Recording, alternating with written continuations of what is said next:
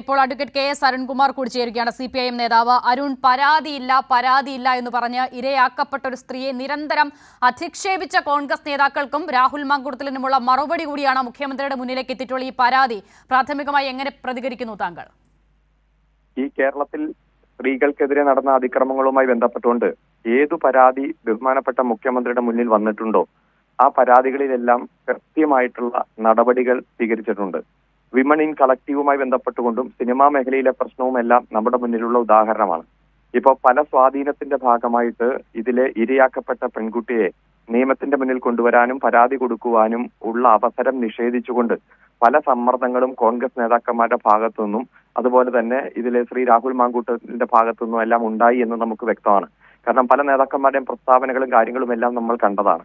അപ്പൊ ആ ഇരയെ പിൻവലിപ്പിക്കാൻ അല്ലെങ്കിൽ യഥാർത്ഥത്തിൽ പോലീസിന്റെ മുന്നിലോ നിയമ സംവിധാനത്തിന്റെ മുന്നിലോ വരാതെ കാത്തു സൂക്ഷിക്കാനും അവരുടെ തെളിവുകൾ നശിപ്പിക്കാനും വേണ്ടിയിട്ടുള്ള പല ഇടപെടലുകളും നടന്നിരുന്നു എന്നും നമുക്ക് വ്യക്തമാണ്. ഏതായാലും ഇപ്പോ അതിലെ പെൺകുട്ടി മുഖ്യമന്ത്രിയെ കണ്ടു തന്നെ പരാതി കൊടുത്തു എന്നുള്ളത് കൃത്യമായിട്ടുള്ള അന്വേഷണം നടക്കാനും ഇതിലെ പ്രതികളെ നിയമത്തിന്റെ മുന്നിൽ കൊണ്ടുവരാനും കുറച്ചു കാലമായി ഇത്തരത്തിൽ വെളിപ്പെടുത്തൽ നടത്തുന്ന ഇത്തരത്തിൽ അനുഭവം ഉണ്ടാകുന്ന പെൺകുട്ടികൾ നിയമത്തിന്റെ മുന്നിലേക്ക് വരാൻ അല്ലെങ്കിൽ നിയമ നടപടി സ്വീകരിക്കാൻ തയ്യാറാകുമ്പോൾ നടത്തിക്കൊണ്ടിരിക്കുന്ന പലതരത്തിലുള്ള ആക്രമണങ്ങളും എല്ലാം നമ്മൾ കണ്ട അനുഭവം നമുക്കുണ്ട്. അതുകൊണ്ട് ഏതായാലും നീതിപൂർവമായിട്ടുള്ള ഒരു അന്വേഷണം വ്യക്തമായ കേസ് രജിസ്റ്റർ ചെയ്ത് മുന്നോട്ട് പോകും. താങ്കൾ നിയമരംഗത്ത് പ്രവർത്തിക്കുന്ന ആൾ എന്ന നിലയിൽ കൂടി ഇപ്പോൾ ഈ പരാതിക്ക് വാസ്തവത്തിൽ ഇങ്ങനെ ഒരു ആരോപണം തന്നെ ഈ കേരളീയ പൊതുസമൂഹം അധികം കേട്ട് പരിചരിച്ചിട്ടില്ലാത്തതാണ്. ഒരു രാഷ്ട്രീയ നേതാവ് ഇങ്ങനെ ഒരു പെൺകുട്ടിയെ നിർബന്ധിക്കുന്നു, പിന്നീട് ഭീഷണിപ്പെടുത്തുന്നു, അതൊക്കെയും ഓഡിയോ സംഭാഷണങ്ങളായി ചാറ്റുകളായി നമ്മുടെ മുന്നിലേക്ക് വരികയാണ്. ഇപ്പോൾ ഇതടക്കമാണ് പരാതി കൊടുത്തിട്ടുള്ളത്. അതായത് പരാതിക്കാരുടെ പക്കൽ തന്നെ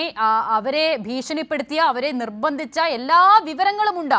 അപ്പോൾ അങ്ങനെ നൽകുന്ന ഒരു പരാതി അപ്പോൾ തുടർ നടപടികൾ ഉണ്ടാകും, ബന്ധപ്പെട്ട ഉദ്യോഗസ്ഥരിലേക്കൊക്കെ ഇത് എത്തുമായിരിക്കും. പക്ഷേ ഈ പരാതി ഈ നിലയിൽ അല്പം കൂടി വ്യത്യസ്തമാണ്. എല്ലാ തെളിവുകളും അവർ തന്നെ നൽകിയിരിക്കുന്നു. അപ്പോൾ അതിന്റെ ഒരു സാധുത അതെത്രയാണ്?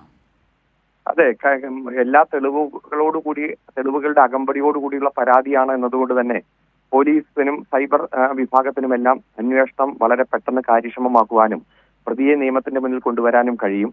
ഏതായാലും ഇതിൽ കുറച്ച് ഡിലേ വന്നിട്ടുണ്ട്. ആ ഡിലേക്ക് നല്ല റീസണബിൾ ആയിട്ടുള്ള ഒരു എക്സ്പ്ലനേഷൻ ഈ പെൺകുട്ടി ഇര കൊടുത്താൽ നിയമപരമായിട്ടുള്ള മറ്റ് ബുദ്ധിമുട്ടുകളൊന്നുമില്ല.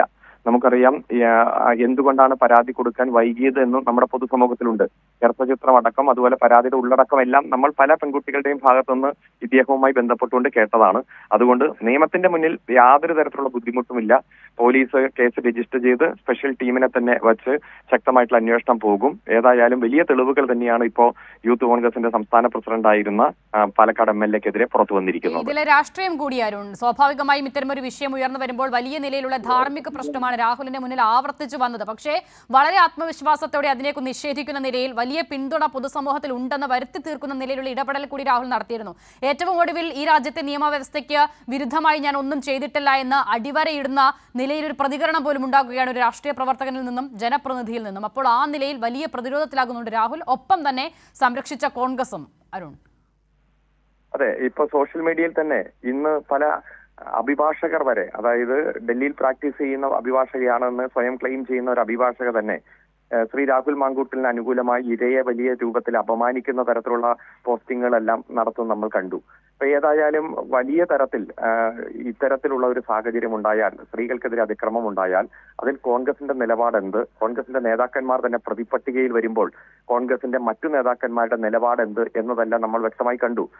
ശ്രീ രാഹുൽ മാങ്കൂട്ടലിന്റെ ഈ നിലപാടിനെതിരെ പ്രതികരിച്ച കോൺഗ്രസിന്റെ വനിതാ നേതാക്കന്മാരടക്കമുള്ളവരെ 1-2 ദിവസം കൊണ്ട് തന്നെ അവരെ മൗനമാക്കുന്ന തരത്തിൽ അവരുടെ പ്രസ്താവനകളിൽ നിന്ന് പിൻവലിച്ചു പോകേണ്ട രീതിയിൽ അവരെ സൈബർ ആക്രമണം നടത്തുന്നതെല്ലാം നമ്മൾ കണ്ടു.